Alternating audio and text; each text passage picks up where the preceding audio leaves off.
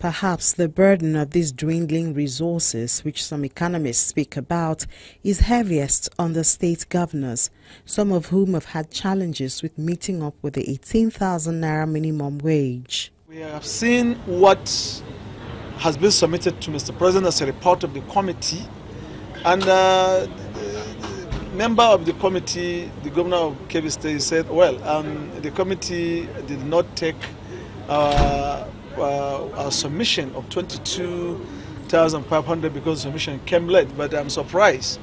How can you do this without the state? Because we are the key critical people in this business. So a situation whereby our report is not taken or considered by the committee to present it before the president, then I don't know how the committee wants us to work.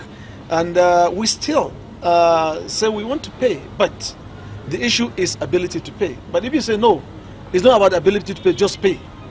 So I don't know where this formula will come, and I don't know how we can get the idea and the solution to the whole problem.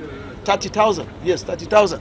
What has happened is a challenge, particularly to our state governments, to go back to the drawing table and re-strategize and re-prioritize. There's so much waste in government that you ask yourself whether we are a serious people in the federal arena. And when people say, oh, it is against the principle of federalism to have a common minimum wage, no, it is not. What the national minimum wage is saying, the act is saying, is that there shall be a minimum salary per month for workers. If you don't do that, there will be employers of labor that will pay 2,000, 3,000, or 5,000, as we have now. Some teachers, graduates, are being paid 5,000 naira per month in some of these private schools. I'm sure you are aware of that. Now, no serious country can allow that. There must be a minimum. However, there are other states that have promised to follow the terms of the new wage. As soon as the minimum wage law is passed by the National Assembly and assented to by the President, we're going to implement it fully in Adamawa State. This is a commitment by His Excellency the Governor, and there's no going back on that. So as far as we are concerned, we are willing to pay the minimum wage, subject to, of course, the law being passed by the National Assembly and assented to by the President. If non-regular payment of salaries is a bad thing, is an offense on the part of a government, why is the regular payment of salaries not an achievement on the part of government? Since we came, in spite of all the challenges we are faced with, we paid salaries. We will find very, very innovative ways. We are already working on very innovative ways of ensuring that we rise our revenue profile so that we can meet up with the minimum wage. The good thing is that the minimum wage has to a large extent been factored in preparing our 2019 budget. So we've already made our own commitment. There's no going back about it. Workers' pay is not a charity. It's legitimate earnings. What would be the minimum pay for a journalist, for a spinner, a weaver in textile mill, a civil servant in public service, a medical worker, health worker in a hospital, for him or her to be able to feed, to go to work, transport himself, pay his rent, to now give his productivity? Because a well-paid worker will be a well-motivated and productive worker. Conversely, a poorly paid worker cannot be productive. Now, what would be the realistic minimum pay to keep him productivity, and what would be the minimum productivity that we need to run enterprises? So, workers' pay is, for some people, it's a cost item. But for serious employer, is the minimum condition for you to even make the worker to be productive so that the company can go up. I'm from private sector, and every employer in private sector knows that when you pay a worker minimum pay to survive, you can ask for minimum output for him, minimum productivity to be productive. The federal government has also recently inaugurated another committee led by economist Bismarck Riwani. They're expected to deliberate, among other things, on a sustainable source of funding for the new minimum wage as well as plans for implementation.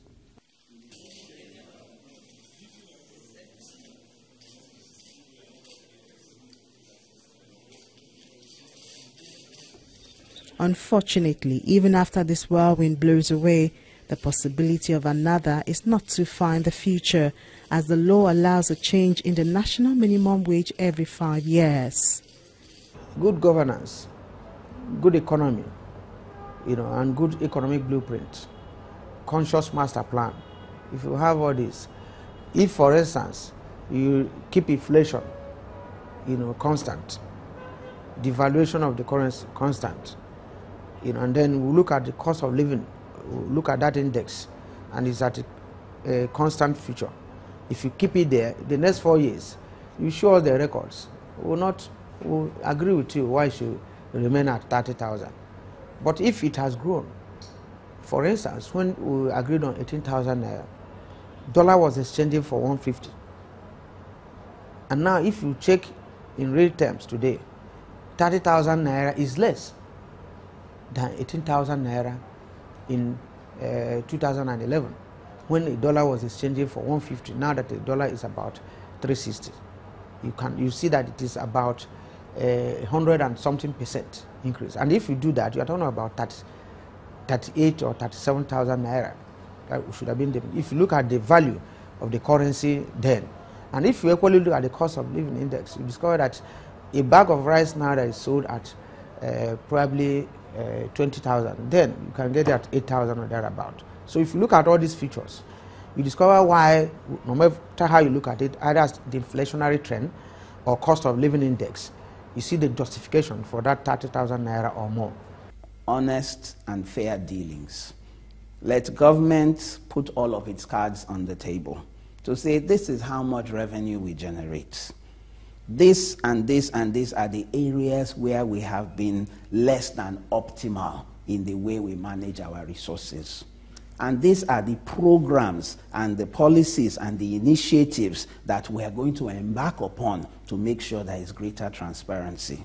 My view is that Labour is very skeptical of government simply because government historically has not had a good track record in living up to the promises they make, which is why Labour is always threatening industrial action and shutting down the economy, because previous promises are never kept. So what is the incentive to trust for yet another promise? So I think it is about a dialogue. If Labour, and not just Labour, the rest of we, the Nigerian citizens, if we start to see a deliberate movement by government to be more efficient with the resources that they are managing on our collective behalves, then we become more understanding. The average Nigerian is not an unreasonable person. He or she just wants to be treated fairly. If we are earning 100 naira as a nation, a few people should not be collecting 70 naira out of it and depriving us of infrastructure, of education, of healthcare,